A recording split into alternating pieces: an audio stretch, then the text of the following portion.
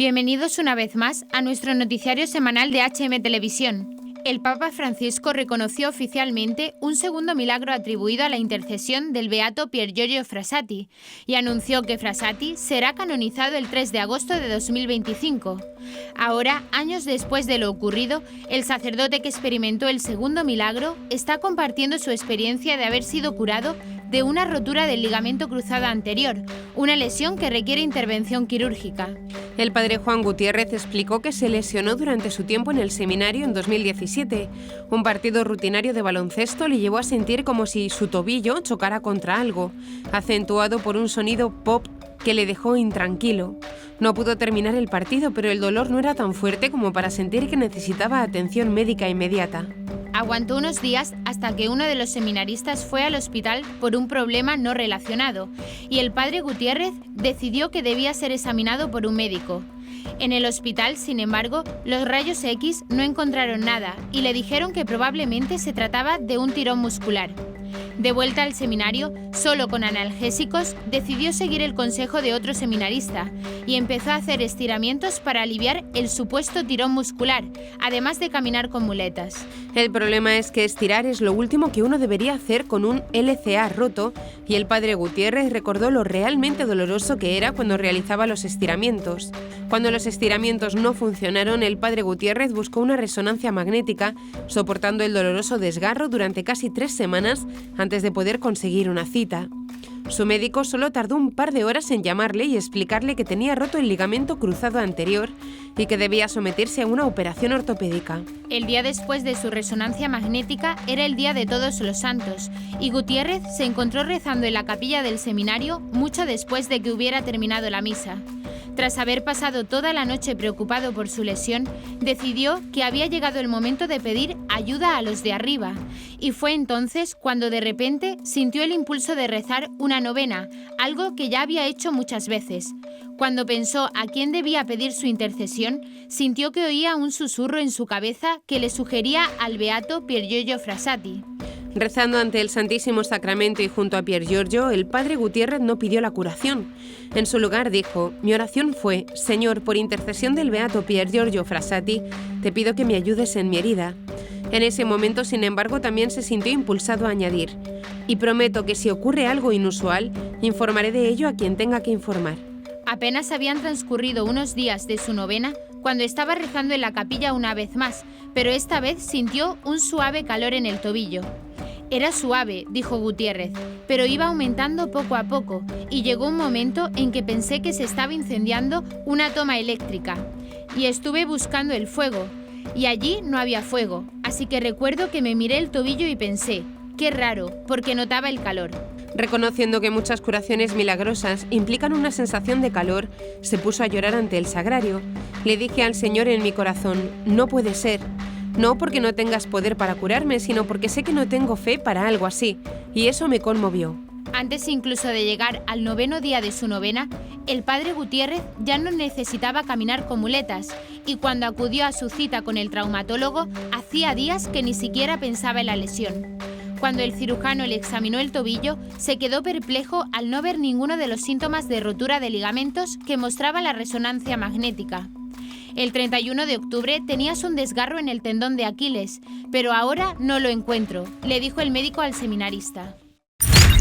Comenzaremos con las noticias de interés internacional. Italia, estreno del documental Green Lava, Lava Verde. Uruguay, gran rosario de bendiciones para las familias. Nicaragua, dictadura obliga a monjas de clausura a abandonar monasterios. Estados Unidos, California retira todos los cargos contra David Daleiden. Pasaremos después a las noticias nacionales.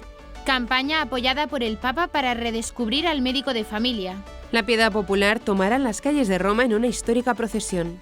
Declaran mártires a 5 franciscanos españoles que defendieron el matrimonio. Y por último comentaremos algunas de las noticias más destacadas de la Santa Sede. 25 jóvenes se formarán en la Escuela de Verano del Observatorio Vaticano. La reina Rania de Jordania y Al Gore participarán en un congreso del Vaticano. El Papa Francisco continúa el ciclo jubilar sobre Jesucristo nuestra esperanza. Giacomo Mattivi es un joven extraordinario, un verdadero misionero de la esperanza. Son las palabras de Elia Beltrami, productora del documental Green Lava, que narra la historia de este joven italiano y su lucha contra la distrofia muscular de Duchenne. Los periodistas que participaron en el Jubileo de la Comunicación, recién celebrado en Roma, acudieron al estreno Green Lava, Lava Verde, un film que cuenta la historia de este chico, radiante, lleno de vida y extremadamente inteligente, a pesar de padecer un trastorno hereditario que le provoca una debilidad muscular progresiva. Beltrami destaca que su enfermedad, la misma que anteriormente afectó a su hermano Mattia, no lo ha detenido. Asegura que dentro de él hay un amor por la vida y una fortaleza mucho mayores de lo que cualquiera podría imaginar, y por eso quiso llevar al mundo la belleza de Giacomo a través de la pantalla. Giacomo tiene una capacidad única para leer el corazón de las personas y para bailar con el corazón. Es como el sol que nace cada mañana, expresa Beltrami. El emotivo documental se adentra en la vida de este joven que sin perder la sonrisa se aferra a la vida a pesar de su enfermedad. Stefano y Lara, sus padres, reflexionan sin tapujos sobre la vida y la fe de Giacomo, así como los retos que han debido afrontar al tener 2 hijos enfermos. Se trata de un documental esperanzador en el que el joven, a pesar de saber que su vida terrenal puede acabarse en cualquier momento, sabe que le espera algo más grande, un nuevo lugar para su alma, donde la lava puede fluir y dar vida a nuevas formas. Este no rendirse ante el dolor, sino entregarse por completo a los demás, es un fruto de su fe. Además, Giacomo es catequista y he visto cómo los niños lo escuchan con atención. Toda su vida es una misión, añade la productora. Espera que Green Lava deje en los espectadores un profundo deseo de vivir y destaca que algunos lo han definido como una película sobre la prevención del suicidio y como un puñetazo y una caricia al mismo tiempo. Los católicos en Uruguay saben que cuando comienza el año deben marcar en sus calendarios el 4º sábado de enero, porque tienen una cita con la fe, el gran rosario de bendiciones para las familias que anualmente reúne a la comunidad en torno a la Virgen. El lugar de encuentro es una aduana de Oribe, en la ciudad de Montevideo, con el Atlántico de fondo y una brisa marina que este año obligó a los organizadores a solicitar que quienes acudieran al Gran Rosario llevaran velas con luces LED en lugar de las tradicionales. La antesala del rezo del 14º Rosario de Bendiciones para las familias y bienvenida para los fieles que iban llegando a dejar sus intenciones a la Madre, con rosario en mano y sillas bajo el brazo, fue con numerosos musicales y testimonios. La llegada de la imagen de la Virgen para encabezar la jornada provocó gran emoción y arrancó aplausos a los presentes. También hubo sacerdotes escuchando confesiones. Al atardecer, un rosario hecho de globos fue lanzado al cielo para llevar las intenciones de las miles de familias uruguayas llegadas desde todos los rincones del país, y al encender las velas se dio comienzo al momento de oración. 2 sacerdotes y una religiosa guiaron los primeros misterios del rosario, en los que se pidió por la conversión de las familias, la vida por nacer, las vocaciones sacerdotales, la fe y la paz. Para el 4º misterio, la invitación fue a rezarlo cada uno para sí mismo. En respetuoso silencio y clima de recogimiento, los fieles elevaron sus plegarias por sus intenciones personales y familiares. En representación de las comunidades, el 5º misterio fue guiado por una familia. Finalizada la oración mariana, el arzobispo de Montevideo, cardenal Daniel Sturla, se dirigió a la multitud para recordar que estamos cursando un año jubilar, un año especial para los católicos. La dictadura de Nicaragua obligó a las monjas clarisas a abandonar sus monasterios en Managua y Chinandega, lo que ha sido calificado por una conocida investigadora como una noche de terror para las religiosas. Según señala el diario Mosaico CSI, la orden de la dictadura se ejecutó la noche del 28 de enero, con lo cual unas 30 monjas de clausura pertenecientes a la Orden de Santa Clara tuvieron que dejar sus monasterios. Una fuente eclesiástica citada por el diario nicaragüense señala que los enviados de la dictadura primero fueron a notificar a las hermanas en el monasterio de las Hermanas Clarisas Franciscanas en Managua y después fueron a Chinandega, al monasterio Sagrados Corazones de Jesús y de María. Les dijeron que tenían que irse y las dejaron sacar algunas de sus pertenencias, lo que les alcanzaba apenas en sus manos. La mayoría de las religiosas son nicaragüenses. Se desconoce el paradero de ellas, agregó la fuente. El 28 de enero la dictadura también llegó al Palacio Episcopal de Matagalpa, la casa del obispo Rolando Álvarez, exiliado desde enero de 2024, y sacó todos los bienes, muebles y enseres del lugar. Las personas que lo vieron relatan que ver eso fue doloroso. Es la misma dictadura la que se está llevando eso. porque por lo menos en el Seminario Mayor de Filosofía San Luis Gonzaga no dejaron que sacaran nada, solo dejaron que los seminaristas sacaran sus cosas personales, señaló un laico de Matagalpa a Mosaico CSI. Tras casi una década de litigios, el Estado de California ha cerrado el proceso judicial contra los activistas pro-vida David Daleiden y Sandra Merritt, acusados de grabar y difundir en secreto vídeos en los que se revelaba la compraventa de tejidos fetales por parte de Planned Parenthood y otros proveedores de servicios de aborto en Estados Unidos. Los cargos derivaban de la publicación, en 2015, de una serie de vídeos encubiertos en los que directivos de Planned Parenthood y otras organizaciones hablaban sobre la obtención y el uso de restos fetales, lo que generó un escándalo a nivel nacional. Planned Parenthood negó las acusaciones, argumentando que los vídeos estaban editados de manera engañosa y que las conversaciones grabadas se referían a la donación legal de tejidos para la investigación médica. El acuerdo alcanzado con la Fiscalía General de California establece que Daleiden y Merritt presentarán una declaración de no contest, lo que implica que no disputarán los cargos, pero sin que ello signifique una admisión de culpabilidad. Según los términos pactados, en un plazo de entre 6 y 12 meses, la declaración se convertirá en un no culpable, lo que permitirá a ambos activistas limpiar sus antecedentes penales. Para Daleiden, fundador del Centro para el Progreso Médico, la resolución del caso supone una gran victoria para el periodismo de investigación y la transparencia en torno a las prácticas de la industria del aborto. No debería haber sido procesado por exponer lo que ocurre dentro de estas organizaciones, declaró. Por su parte, la defensa de Sandra Merritt, representada por la organización legal Liberty Counsel, calificó el desenlace del caso como un triunfo para la primera enmienda. El caso ha generado un profundo impacto en la comunidad provida y ha reafirmado el papel de la investigación encubierta en la denuncia de presuntas irregularidades. Mientras los activistas celebran su victoria judicial, el debate sobre el aborto y la ética de la investigación con tejidos fetales sigue siendo un tema central en la política estadounidense. Llega a España Gracias Doctor.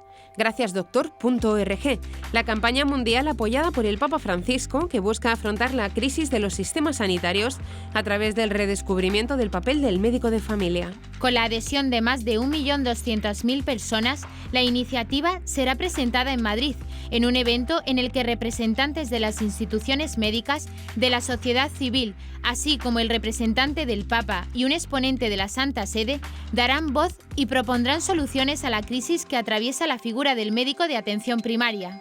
La iniciativa será presentada oficialmente en el Real Casino de Madrid el próximo 6 de febrero de 2025 a las 7 de la tarde, en un evento en el que participará el representante del Obispo de Roma en España, el nuncio Bernardito Auza, así como Monseñor Andrea Ciucci, de la Academia Pontificia para la Vida, institución de la Santa Sede. Gracias Doctor es una campaña promovida por la Asociación sin ánimo de lucro de médicos Somos Community Care y por la misma Academia Pontificia para la Vida, y que cuenta con el apoyo de más de 30 organizaciones médicas y cívicas, entre ellas la Unión Europea de Médicos Generales y de Familia, UEMO, los colegios de médicos de las principales ciudades de España. El doctor Ramón Tallac, presidente de Somos Community Care, que reúne a más de 2.500 médicos de Nueva York, explica los motivos que le han llevado a promover esta iniciativa. El médico de atención primaria ha sido una figura central en la medicina y en la humanización de la atención sanitaria desde tiempos antiguos, ofreciendo atención integral, coordinando servicios, promoviendo la prevención y convirtiéndose en un pilar de confianza para los pacientes. Sin embargo, añade el doctor Tallac, los médicos de familia afrontan hoy una grave crisis debido a la falta de reconocimiento profesional y humano por parte de la sociedad y los sistemas de salud. Esto explica el malestar y crisis que vive el sistema sanitario, no solo en los Estados Unidos, sino también en países europeos como España. En agosto de 2023, José Luis Aldea, hermano mayor de la Hermandad del Cachorro de Sevilla, recibió una llamada inesperada. El Vaticano quería hacerle una invitación que marcaría un hito en la historia de la hermandad. El Santísimo Cristo de la Expiración del Cachorro, una de las imágenes más veneradas de la Semana Santa sevillana, fue solicitado, junto con la talla de la Virgen María Santísima de la Esperanza de Málaga, para encabezar una histórica procesión por las calles de Roma en el marco del Jubileo de las Cofradías previsto del 16 al 18 de mayo. Un proyecto complicado, pero que sin embargo contó con todos los apoyos necesarios para su financiación y logística. Las cosas que pasan porque creemos en la divina providencia. Cuando algo es tan grande, todo se va hilando y te llega así. Hay que estar dispuesto a hacerlo, indica el hermano mayor. Tras varias visitas a la ciudad eterna, reuniones con el Dicasterio para la Evangelización y con el Ayuntamiento de Roma, se fueron definiendo todos los detalles. La visita más reciente a Roma tuvo lugar la semana pasada, cuando en el marco de los preparativos de la procesión, una representación de ambas hermandades, junto a la consejera de Economía, Hacienda y Fondos Europeos de la Junta de Andalucía, Carolina España, pudieron saludar al Santo Padre tras la audiencia general. Los preparativos, añade, han sido complejos y llevan muchos meses estudiándose, especialmente para transportar la talla del Cristo y los enseres, como el ropaje y los adornos, así como el traslado de las 120 personas de la hermandad entre costaleros, miembros de la Junta del Gobierno y la Priostía, aquellos que supervisan todo lo relacionado con el culto externo, como el cuidado de las imágenes, los pasos, la ornamentación y los altares. Aunque no habrá nazarenos, miembros de la hermandad, ataviados con sus características capas y capirotes, debido a que no se realiza en Semana Santa, ambas imágenes contarán con un cortejo de aproximadamente 300 hermanos que portarán unos cirios. La procesión, explica Aldea, está planteada en los alrededores del Coliseo. Saldrá de una estructura habilitada en el anfiteatro, testigo de los combates de gladiadores, y desde allí se dirigirá al Circo Máximo, primer hipódromo de la antigua Roma que se utilizaba como estadio para las carreras de carros y caballos. Esta semana, el Vaticano promulgó el decreto que reconoce el martirio de los siervos de Dios Pedro de Corpa, Blas Rodríguez de Cuacos, Miguel de Añón, Antonio de Badajoz y Francisco de Veráscola, misioneros franciscanos asesinados por odio a la fe en septiembre de 1597. Estos futuros beatos originarios de España fueron ultimados por indígenas de la tribu Guale durante una revuelta en la misión de Tolomato, en la Florida, un territorio que actualmente corresponde al estado de Georgia, Estados Unidos. Los frailes defendían el matrimonio monógamo en contraposición a la poligamia de algunos miembros de la tribu.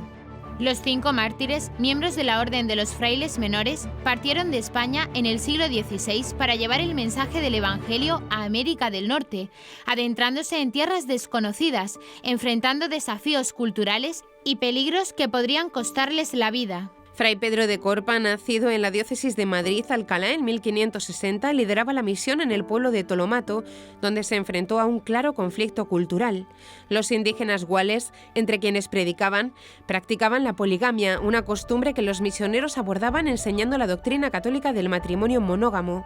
A los conversos se les administraba el bautismo solo bajo el compromiso de respetar esta enseñanza. De acuerdo al sitio oficial del Dicasterio para la Causa de los Santos, el conflicto alcanzó su punto crítico cuando Juanillo, sobrino del cacique local y su sucesor, decidió tomar una segunda esposa.